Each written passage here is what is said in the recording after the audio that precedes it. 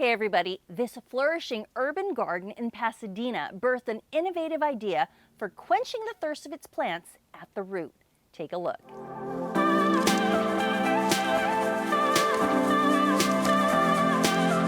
We are in Southwest Pasadena, right on the border of Los Angeles. We're at a property that my parents purchased. They purchased the lot in 1955 and developed the house and a lot of the property. At that time, my mom was a chemist, my dad was an engineer, so they got out there and mixed their own fertilizers, and all the trees that you see here today were basically planted by them and cultivated by them. And I, from tiny little kid, I was out there with them checking it out. My dad would go and water every Sunday night, and so it was a thing with him. Robert and Maria are urban farmers. What began as innovating a better way to save legacy trees in the yard and use water efficiently bloomed into a deep-rooted method for fueling what's become a full-on farm. When my wife and I came here in 2010 to take care of my dad, we started developing this area of the property and added the greenhouse and composting and different terraces that you see. And what we recognized at that time was that a lot of the trees that my parents had planted were not doing well. And we had a horticulturist come out and an arborist come out, and they said, yeah, you know, these trees have greening, they're not doing well, the soil's not great, you probably need to pull these out. And of course, that was like a shot to our hearts, you know, because my dad was still around at that time. And so we started playing around with different watering solutions, you know, and testing different things, and ended up kind of stumbling upon the root quencher as putting water under the ground and trying to, you know, re-energize the ground, you know, dirt that was literally 60 years old.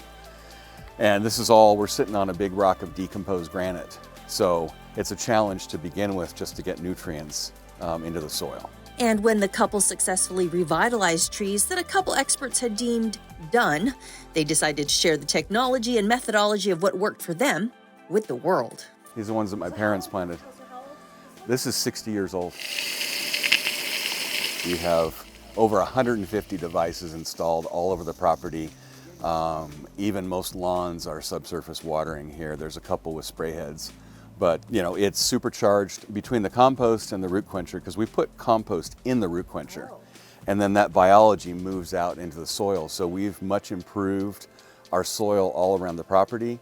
We're getting better and better crops every year and adding more and more trees. Basically what happens is you drive the water down into the soil and capillary action moves it out into the root zone. So water attaches to soil particles and it actually moves out under the ground. The obvious benefit of that is, one, you're avoiding evaporation, and two, you're utilizing the water in such an efficient way. Well, we probably have about 40 different varieties of fruit trees. I would say probably 16 different types of kind of vegetables, you know, between the basics like carrots and radishes, and then kale. We have rosemary and different kinds of herbs. We're constantly germinating seeds in the greenhouse to plant on the property. We are really urban farming here. We have a full farm. We generate about 16 cubic yards of compost a year. We've got earthworms in here and good fungi and all kinds of life. So we don't throw away any food, any green waste, any brown waste. We use it and process it and make our own compost. And we use that for planting and nourishing all the trees on the property. Deep root watering has been around for 2,000 years. So it's not like we came up with a new concept, just to be clear. We have a different take on it, but it is not a new concept at all. Here at their home farm, they do all the R&D, so they practice what they preach.